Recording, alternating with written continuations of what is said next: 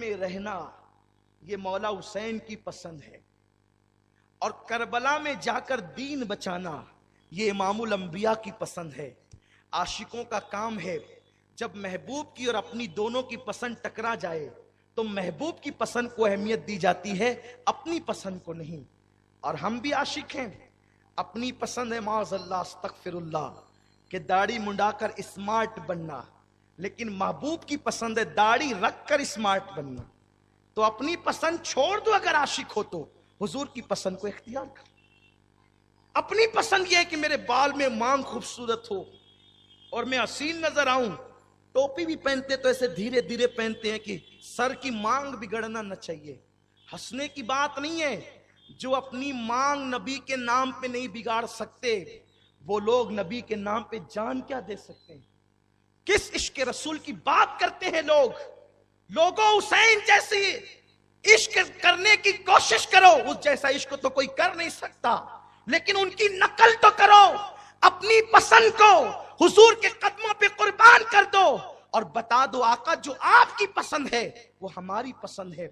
غزلیں ہم سنیں، گانے ہم سنیں، ہمارے گھروں کے اندر فلموں کا مزاج، گندگی فلموں کی، ہمارا حال یہ ہے کہ مالیگاؤں گنبد و مینار کا شہر کہلاتا ہے، اس کے باوجود بھی عید پر جتنی تھیٹریں مالیگاؤں کی بھری ہوتی ہے شاید کسی اور کی۔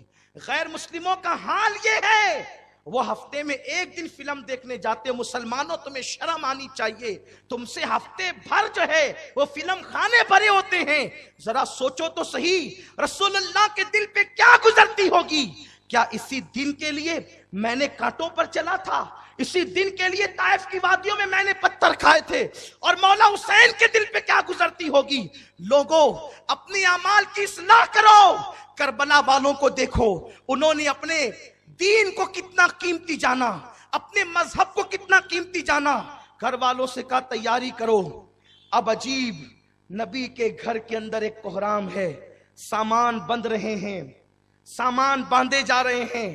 اسی عالم کے اندر کوئی کبھی اپنے کپڑے سمیٹتا ہے، کوئی تیاری کرتا ہے، آنسو بہ رہے ہیں، کوئی چپ کے اپنے دوپٹے سے آنسو پوچھتا ہے، کوئی چپ کے اپنے امامے کے شملے سے آنسو پوچھتا ہے، لیکن کوئی مولا حسین کو نہیں کہتا حسین نہ جانا، اس لیے کہ وہ دن آ رہے ہیں شہادت کے جس کی رسول نے خبر دی تھی نہیں، کیونکہ وہ لوگ اپنی جان سے زیادہ اللہ کے دین کو عزیز رکھتے تھے۔ اسی عالم میں پھر یوں ہوتا ہے کہ مدینہ طیبہ میں رسول کی قبر انور کو سلام کر کے سورج غروب ہو جاتا ہے۔ 3 شعبان کا سورج غروب ہوتا ہے، 60 ہجری کا، اور 14ویں کا چاند 4 تاریخ کا چاند مدینہ طیبہ میں مزار رسول کو سلام کرنے کے لیے طلوع ہوتا ہے۔ ایسے میں پھر دھیرے دھیرے رات اپنی سیاہ زلفوں کو اہل مدینہ پر بکھیرنے لگتی ہے، اور پھر وہ وقت آتا ہے کہ مدینے والے کچھ اپنے مسلح بچھا لیتے ہیں اور نبی کی سنت کے طور پر اپنے گھروں میں اللہ کو منانے کے لیے آنسوؤں کی سوگات پیش کرتے ہیں۔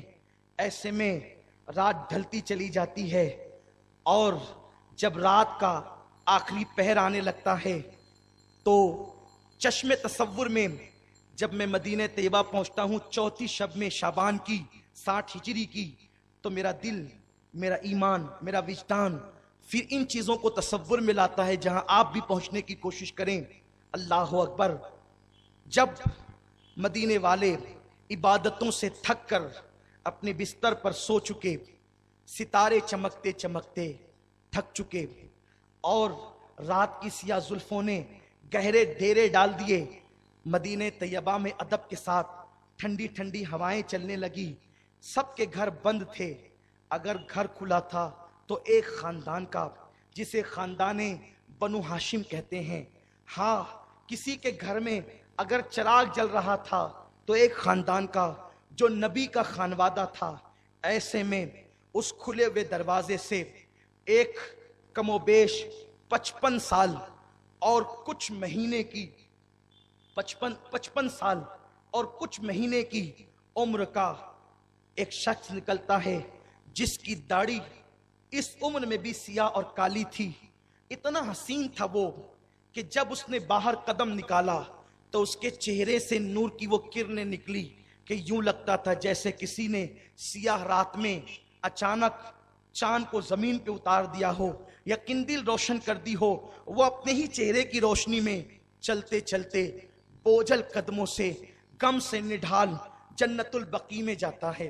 کچھ لوگوں نے پہلے در رسول کا ذکر کیا ہے، بعض مورخین نے پہلے جنت البقیع کا ذکر کیا ہے. اسی جوان کو جنتی جوانوں کا سردار رسول اللہ نے کہا تھا. اس جوان کا نام حسین ابن علی ہے. وہ جوان جیسے ہی جنت البقیع میں قدم رکھتا ہے، سامنے ہی اس کی پیاری پیاری امی کی قبر تھی. وہ ماں کی قبر دیکھ کر صبر رضا کا جو مجسم تھا، حلم اور حکمت کا جو پیکر تھا، ماں کی قبر کو دیکھ کر اسے اپنا بچپنا یاد آیا. شاید اس جوان کو وہ رات یاد آئی.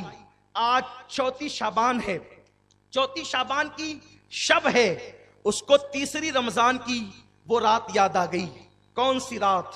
جب اس کی پیاری پیاری امی، جس کو رسول نے اپنے جگر کا ٹکڑا کہا تھا، اس کی پیاری پیاری امی جس کے لیے نبیوں کا امام اٹھ کر کھڑا ہو جاتا تھا اور یوں کہتا تھا، فدا کے امی وابی یا فاطمہ، اے فاطمہ تجھ پر میرے ماں باپ قربان.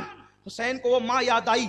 سب جس کے لیے کھڑے ہوتے ہوں وہ نبیوں کا امام حسین کی امی کے لیے کھڑا ہوتا ہے، لیکن تیسری رمضان کو اس پیاری پیاری امی نے جلدی جلدی سے آٹا گوندا اور دن میں دوسری تاریخ کے دن میں کپڑے دھلے اور تیسری شب کو جلدی جلدی سے کھانا پکانے لگی. بہت اجلت کر رہی تھی حسین کی امی. حسین پاک کے بابا مولا علی آئے. فاطمہ، آج عجیب معمول ہے آپ کا. آپ نے نماز مغرب پڑھ کر اتنی جلدی سے کھانے کی طرف رجوع کیا، حالانکہ تیری یہ عادت نہیں. کھانا کبھی تو نے اس کی طرف توجہ نہیں کی.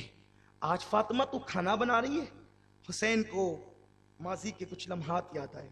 میں بھی انہی لمحات کی طرف تمہیں لے جانا چاہتا ہوں اور عشق میں تمہیں مدینہ طیبہ میں ان ماں بیٹوں کی محبت کا لطف اور لذت چکھانا چاہتا ہوں انہی کے فیضان سے، تاکہ جس کے لطف سے، جس کی لذت سے، جس کی خوشبو سے اپنے مشام جاں معطر ہو جائے.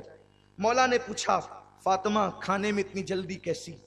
سیدہ نے دوپٹے سے آنسو پوچھے. آج ہم نے نہایا ہے، آپ نے دیکھا؟ ہاں. وہی کپڑے دھل کر کے پیون والے پہنے آپ نے دیکھا؟ ہاں. معمول سے ہٹ کر آج تمہاری زندگی ہے فاطمہ. فاطمہ نے کہا، رخصت کا وقت قریب ہے، جانا ہے اس دنیا سے. دن آخری گزر گیا، اب آج آخری رات آ گئی. تو جانے والے تو کہیں استغفار پڑھتے ہیں، جانے والے تو کلمے پڑھتے ہیں، تم کھانا بنانے بیٹھ گئی. مولا حسین کے والد نے کہا، تم کھانا بنا رہی ہو؟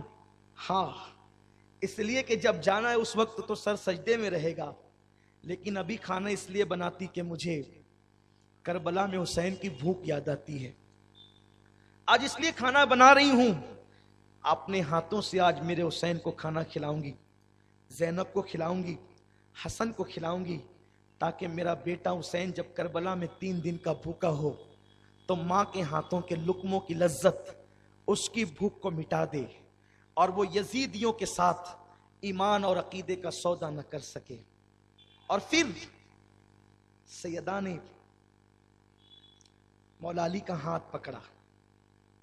وہ لمحات حسین کو یاد آ رہے ہیں.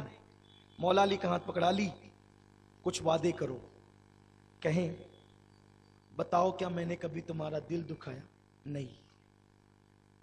مولا علی نے کہا، تم نے میری خوشی کا بڑا خیال کیا. کہا، علی، میری حیات میں تم پر دوسرا نکاح میرے نبی نے حرام کیا تھا، لیکن جب میں دنیا سے چلی جاؤں گی تو تم دوسرا نکاح تو کرو گے نا؟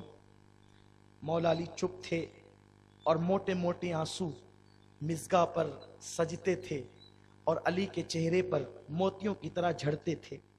مولا علی نے آنکھیں نیچے کر لی، کچھ جواب نہیں دیا. ہاں، تم میرے بعد نکاح کرو گے، کیونکہ شادی کو ابھی 8-9 سال ہوئے، پہلی شادی کو جو فاطمہ کے ساتھ ہے، اور اب جدائی ہونی ہے. مولا علی خاموش ہیں. فاطمہ کہتی ہے چند نصیحتیں وصیتیں یہ ہے کہ میرے حسین کو رلانا نہیں، کیونکہ میرے نبی میرے بابا کہتے تھے حسین روتا ہے تو میرا دل دہلتا ہے. میرے بچے کو بہت رونا ہے علی، اس لیے اسے رونے نہ دینا، ماں کا پیار بھی دینا اور باپ کا پیار بھی دینا. پھر کہتی ہے میرے بعد تم دوسری شادی تو کرو گے نا علی، تو جب دوسری شادی کرنا تو ایسی بہادر خاندان کی عورت سے کرنا کہ جس کی بہادری مشہور ہو. مولا نے کہا یہ عجیب سی وصیت کہ جب دوسری شادی کرنا تو بہادر گھرانے میں کرنا. ہاں علی، اس لیے کہ جب ماں بہادر ہوتی ہے تو اولاد بھی بہادر ہوتی ہے. تو جب آپ بہادر ماں سے نکاح کرو گے تو اس کے بطن سے بہادر اولاد پیدا ہوگی. جب میں نہ رہوں گی، آپ نہ رہیں گے، حسن نہ رہیں گے، کوئی نہیں رہے گا، تو آپ کی بہادر بیوی کی بہادر اولاد کربلا میں میرے حسین کے ساتھ کام آئے گی. اور مولا علی نے حضرت عباس کی جو ماں ام بنین ان سے نکاح فرمایا، وہ بڑی بہادر تھی. اور مولا عباس ان سے پیدا ہوئے. اور بھی عباس کیسے تھے ان کا تعارف تو ہم بعد میں کرائیں گے. تو پھر اس کے بعد سیدہ فاطمہ نے اپنے بیٹوں کو اپنے ہاتھ سے کھانا کھلایا، اور کھانا کھلا کر کے کہتی ہے بیٹو جاؤ نانا کی قبر انور پہ سلام پیش کرو، وہاں جاؤ، اس لیے کہ بیٹے میری روح کو نکلتے دیکھیں گے تو برداشت نہیں کر سکیں گے. اور خود مصلی پہ جانے کی تیاری کر لی. ادھر شہزادے گئے، امام حسن سیدہ زینب امام حسین گئے، اور قبر انور پر جب گئے تو کیا دیکھا کہ سرکار کی قبر انور سے رونے کی آواز آتی. وہاں گئے اور جانے کے بعد دیکھا تو فوراً پلٹ آئے، اور پلٹ کر کے آئے تو ماں نے کہا بیٹے آ گئے اتنی جلدی؟ حضور کے روزے پہ سلام کے لیے گئے تھے. کہا امی کیا کریں، آپ یہاں آتے ہیں تو وہاں بیچتی ہے، وہاں جاؤ تو یہاں بیچتے ہیں. کہا کیا ہوا؟ کہا ہم نے نانا کے روزے پہ حاضری دی تو ایک منظر دیکھا کہ نانا قبر انور میں رو رہے ہیں، اور حضرت ابراہیم علیہ السلام کی آمد ہے. اس وقت نانا کو روتے ہوئے دیکھ کے ابراہیم علیہ السلام بھی روئے. تو حضرت ابراہیم نے پوچھا آقا آپ کیوں روتے ہیں؟ تو تب آقا نے کہا فاطمہ کے یتیموں کو دیکھ کر مجھے رونا آ رہا ہے کہ یہ میرے بچے فاطمہ کے بچے اب یتیم ہو جائیں گے. تو ہم نے جب دیکھا کہ نانا ہمیں یتیم کہہ رہے ہیں تو اس کا مطلب یہ ہے کہ ماں کے جانے کا وقت آ گیا. فاطمہ نے سینے سے لگایا. یہ منظر گویا مولا حسین کو یاد آ رہا ہوگا. حسین ماں کی قبر پر پہنچے ہیں، خدا جانے کن کن مناظر میں ڈوب گئے ہیں. یہ تو ایک یتیم بیٹا ہی جانتا ہے جب وہ سخت مصیبت کے وقت ماں کی قبر پہ آتا ہے تو اس کو ماں کی شفقتیں کتنی یاد آتی ہے، ماں کا پیار کتنا یاد آتا ہے. اور ماں بھی فاطمہ جیسی ہو. مولا حسین ماں کی قبر سے لپٹ گئے.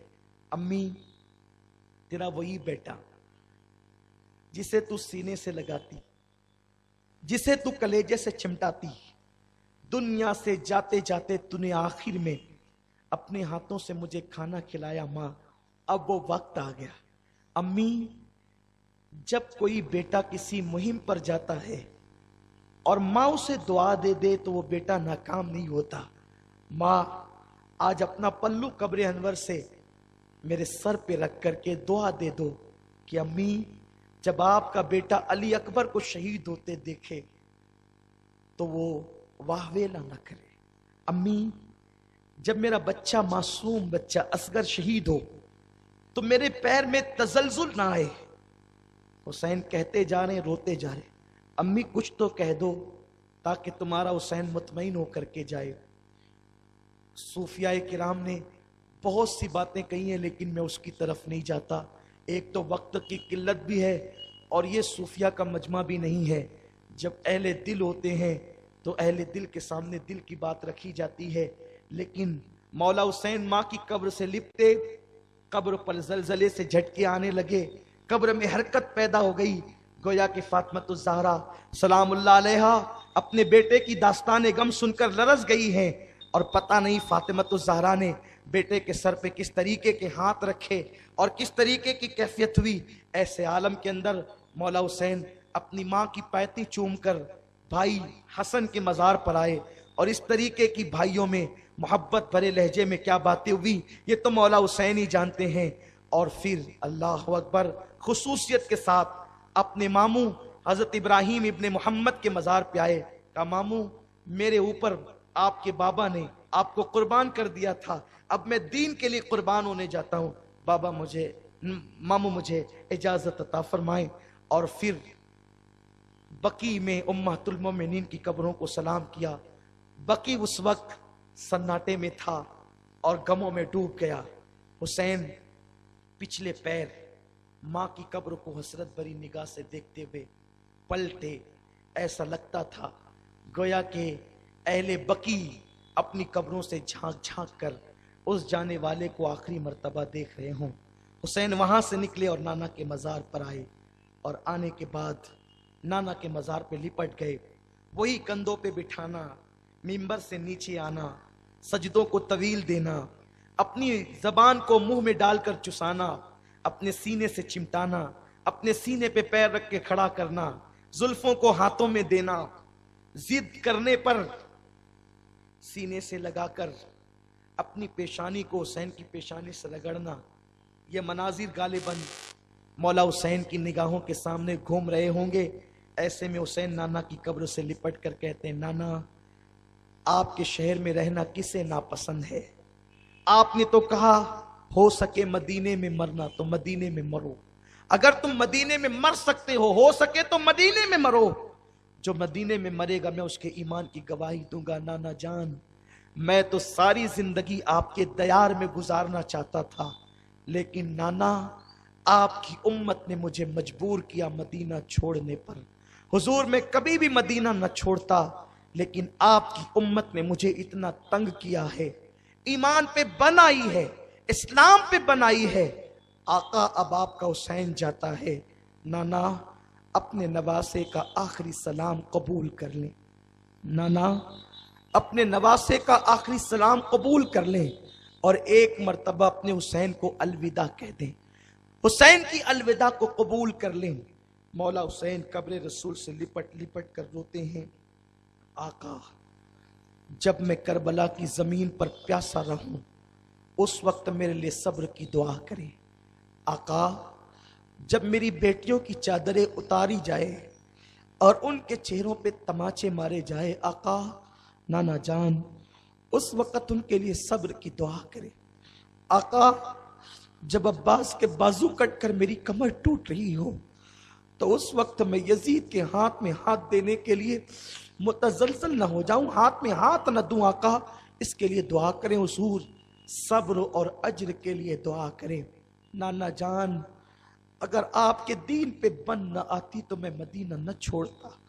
حضور یہ وہی گلیاں ہیں جس میں انگلی پکڑ کر آپ نے مجھے چلنا سکھایا. نانا جان یہ وہی گلیاں ہیں جن گلیوں میں آپ مجھے اپنے کندھوں پہ بٹھاتے تھے, لیکن آپ کا حسین آپ کے مشن پہ جا رہا ہے. نانا میرے لیے دعا کریں. روایتوں میں آتا ہے کہ یہ آنسو قبر انور سے لگ رہے تھے کہ مولا حسین کی آنکھ لگی, خواب میں آقا کا دیدار کیا, سرکار نے سینے سے لگایا, حسین جا تجھے اللہ صبر اور اجر دے. حسین کربلا میں اپنے آپ کو اکیلے نہ سمجھنا, میں بھی تیرا امتحان دیکھنے کے لیے آؤں گا. کندھے پہ بٹھایا تھا, گھوڑے سے گرتا دیکھنے کے لیے بھی آؤں گا. زبان چسایا تھا, میرے دین کے لیے تیری پیاس کی تڑپ دیکھنے بھی آؤں گا. حسین تیری امی بھی ہوگی, تیرے بابا بھی ہوں گے. جا جا خدا حافظ فی امان اللہ. حسین جا. میں اپنے الفاظ کا جامع حضور کے الفاظ کو کیا پہنا سکتا ہوں, صرف سمجھنے سمجھانے کے لیے جذبات کی عکاسی کر رہا ہوں. حسین نانا کی قبر انور سے نکلے اور پچھلے پیر صدیق و عمر کو سلام کرتے ہوئے باہر ہوئے ہیں, اور حسرت سے روضے رسول کو دیکھ کر مسجد نبوی کی در و دیوار کو کہتے ہیں اللہ تمہارا بھلا کرے, اللہ تمہاری خیر کرے, اب میں جاتا ہوں پھر واپس نہ آؤں گا. اللہ اکبر. حسین گھر میں آئے ہیں, گھر کا عجیب ماحول ہے, امتحان ابھی سے شروع ہو چکا ہے. मौला हुसैन के घर का हाल ये, जैसे ही घर में कदम रखा 10 साल की बेटी बीबी फातिमा सुगरा वो घर वालों से कहती है, अम्मी जान, भाई जान, आज आप लोग बदले बदले से क्यों लगते हैं? सबके कपड़े भरे जा रहे हैं, सबका सामान बांधा जा रहा है, हत्ता कि मासूम अली असगर जो अभी 1 महीने का है उसके कपड़े भी समेटे जा रहे हैं, उसका झूला भी घर से निकाल करके सहन में रख दिया गया है। आप लोग मेरे कपड़े क्यों नहीं रखते? आप लोग मेरे लिए तैयारी क्यों नहीं करते? क्यों तुम बदले बदले से हो? तुम्हारे रुख क्यों बदल गए? कोई जवाब नहीं देता, कोई बात नहीं करता, इसलिए कि बीबी फातिमा सुगरा का नाम करबला जाने वालों में नहीं है। मौला हुसैन ने कहा इनकी तैयारी करो, बाकियों को ना आने दिया जाए, क्योंकि नाना ने करबला जाने वालों में जिनकी लिस्ट मुझे बताई थी उनमें इनके नाम है, इनके नहीं है। सुगरा बीबी सुगरा फातिमा, इसलिए उन्हें रोका जा रहा था कि उन्हें बुखार बड़ी शिद्दत का था, उठ करके खड़ी नहीं हो सकती थी। कभी माँ का हाथ पकड़ती, अम्मी मुझे भी ले चलो, कभी बाबा का हाथ पकड़ती है, मुझे भी ले चलो, कभी भाई को कहती है मुझे भी ले चलो। उम्मे रुबाब मौला अली अकबर से कहती है, अकबर जा तेरी बहन से मुलाकात कर, तसल्ली दे। जवा साल भाई, 18 साल का भाई, अल्लाह अकबर, बहन के पास आता है, पेशानी पे हाथ रखता है। बहन हाथ पकड़ के कहती है, अकबर मुझे नहीं ले जाओगी?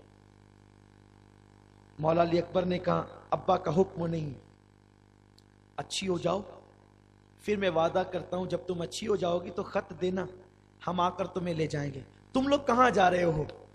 बाबा ने जाने के लिए तो कहा है, लेकिन मंजिल नहीं बताई है। हमारी कोई मंजिल नहीं है, हम वहां जा रहे हैं। इतने में भाई से लिपट लिपट के रोती है, हाय मेरे दिल के चैन, मेरा दिल धड़कता है। अकबर, मेरे तो बड़े मंसूबे थे कि शबीए रसूल की शादी में देखती, हम शबीए रसूल की शादी में देखती। तुम कहां जा रहे हो? मुझे लेकर तो चलो। ये मंजर मौला हुसैन देख करके रोते हैं, चुपके अपनी आस्तीन से आंसू पोंछते हैं। जैसे ही बेटी के सामने आए आप भी रोने लगे, अल्लाह मेरा इम्तिहान अभी से शुरू हो गया। बीबी फातिमा सुगरा कहती है, बाबा जान आपने सुगरा की कभी कोई बात न टाली, मुझे ले करके चले। बाबा मैं आपके काम आऊंगी, देखिए आपके काम आऊंगी, मैं असगर का झूला उठा करके चलूंगी और आप लोग किसी काम में मसरूफ रहोगे। अगर मेरा भैया असगर रोएगा, बाबा आप जानते हैं ना कि असगर मुझे बहुत मेरी गोद में आने को पसंद करता है। जब तुम काम में मसरूफ रहोगे तो मैं असगर को सीने से लगाऊंगी, उसका झूला झुलाऊंगी, मैं तुम्हारे बहुत काम करूंगी बाबा। फिर कहती है, बाबा अगर सवारी कम होने की वजह से आप मुझे नहीं ले जाते अपने साथ, बाबा जान नहीं ले जाते सवारी कम होने की वजह से, तो आप मुझे पैदल ले चले, मैं तुम्हारी सवारी के पीछे पीछे भागते दौड़ते चलूंगी। जब मैं दौड़ूंगी तो मेरे बुखार की शिद्दत कम हो जाएगी। मौला हुसैन अपनी बेटी को सीने से लगाते हैं, बेटी तुम अच्छी हो जाओ, हम अकबर को बेचकर तुम्हें मंगा लेंगे, बुला लेंगे। बाबा मैं अच्छी हूं। सैयदा फातिमा सुगरा कहती है, मैं अच्छी हूं, मैं आपको बताऊं। पूरी ताकत इकट्ठा करती है और उठ करके खड़ी होने की कोशिश करती है। देखो बाबा मैं खड़ी हो गई ना, और जैसे चलने के लिए कदम बढ़ाती है गिर जाती है। बीमारी ने शिकस्त दे दिए सुगरा को, बीमारी ने शिकस्त दी है बीबी सुगरा को। सुगरा उठ करके खड़ी तो हुई, कदम बढ़ाई, चल न सकी, गिर गई। मौला हुसैन ने कहा, नहीं बेटी तुम नहीं आओगी, तुम्हारी बीमारी तुम्हें चलने नहीं देती। आखिरकार आखिरी मर्तबा बीबी सुगरा ने कहा, तुम जाते हो ना, मेरा दिल कहता है तुम वापस नहीं आओगे, मेरा दिल कहता है तुम लौट के नहीं आओ। बाबा आखिरी मर्तबा अपनी बेटी को सीने से लगा लो। फूफी ज़ैनब तुम्हारी बात बाबा नहीं टालते, मुझे लेकर के चलो। बहुत रोती है, حسین کہتے بیٹی میرا امتحان نہ لے، مجھے جانے دو۔ سامان تیار ہوا، فجر کے وقت میں تھوڑی دیر باقی ہے، آج وہ دن ہے مدینے پر، مدینے کے ذرے ذرے رو رہے ہیں، مدینے کی در و دیوار رو رہی ہے۔ ایک دن وہ تھا آج سے 60 سال پہلے جب اہل مدینہ حضور کے استقبال کے لیے مدینہ منورہ میں چھتوں پہ چڑھ کے گلیوں میں آ کے حضور کو دیکھتے تھے، حضور آ رہے ہیں، حضور آ رہے ہیں۔ آج حضور کا امین، حضور کا علم بردار، حضور کا نواسا بے کسی اور بے بسی کے عالم میں مدینہ طیبہ سے رخصت ہوتا ہے۔ گھوڑے، اونٹ، سامان لادا جا رہا ہے، قافلہ سوار، قافلے میں جانے والے سواریوں پہ سوار ہوتے ہیں، پردہ نشین بیبیاں جن کے دوپٹوں کو کبھی چاند و سورج نے نہیں دیکھا، وہ برقع پوش خواتین اپنے دوپٹوں سے آنسو پوچھتے ہوئے مڑ مڑ کر روضہ رسول کو دیکھتے ہوئے آگے بڑھتے ہیں، حتیٰ کہ یوں لگتا ہے جیسے والی مدینہ نے بھی اپنے ہاتھوں کو اپنی آنکھوں پہ رکھ کر اب اپنے حسین کو آخری مرتبہ دیکھنا شروع کیا ہے۔ مدینے کی دیوار اس قافلے سے کہتی ہے، مسجد نبوی کی دیوار ذرا پلٹ بھی جاؤ نا، ایک بار پھر دیکھ لو۔ لوگ سمجھتے ہیں حضور مولا حسین اپنے نانا کی قبر کی طرف پلٹتے ہیں، لیکن مسجد نبوی کی دیواریں کہتی ہے حسین تو میرا محافظ بن کر کے جا رہا ہے، ایک بار پلٹ تو صحیح، تیرا چہرہ دیکھو۔ حسین پلٹتے ہیں، پھر بڑھتے ہیں، پھر پلٹتے ہیں، پھر بڑھتے ہیں۔ آخر کار جب وہ قافلہ بڑھنے لگا، دھول سی اڑنے لگی اور اس دھول کے اندر وہ پورا قافلہ چھپ گیا اور مدینہ منورہ سے وہ قافلہ کوچ کر گیا۔ یہ مولا حسین علی جدہ علیہ السلام اہل بیت علیہ الصلوۃ والتسلیم کی مدینہ طیبہ سے نکلنے کی داستان تھی۔ وہ لوگ کہاں جا رہے تھے کسی کو نہیں پتا، گھر والوں کو بھی نہیں معلوم کہ کہاں جا رہے ہیں، بس یہ قافلہ چلنے لگا تو آقا حسین نے اپنے گھر والوں کو بس اتنا کہا، یہاں سے ارادہ مکۃ المکرمہ کا ہے، وہاں جائیں گے، پھر اللہ کی مرضی جہاں ہوگی وہاں چلیں گے، لیکن قضا و قدر حسین کے گھوڑے کی لگام پکڑ کر انہیں سوئے کربلا کھینچ رہی تھی۔ آگے مولا حسین نے کیا کیا کیا، کس طرح کیا، انشاءاللہ کل کی محفل آزاد نگر جیلانی چوک پہ ہو۔ آپ سے گزارش ہے تشریف لائیں۔ بس ایک بات آخر میں جو کہنا ہے اطمینان سے سن لیں۔ آپ میں سے بہت سے لوگ رو رہے تھے، اللہ آپ کا رونا قبول فرمائے۔ لوگ یہ کہتے ہیں کہ 3 دن سوگ منانا ہے، تم روتے کیوں ہو؟ ہم سوگ کے طور پہ نہیں روتے، مولا حسین کی محبت میں روتے ہیں، اور مولا حسین کی محبت میں شہادت کا ذکر سن کر حضور بھی روئے ہیں، تو تم حضور کی یہ سنت ادا کر رہے ہو۔ اگر دل سے تمہیں رونا آتے ہیں تو یہ آنسو تمہارے گال پہ نہیں بلکہ تمہارے دل پہ گرتے ہیں اور وہ تمہارے گناہوں کو دھلتے ہیں۔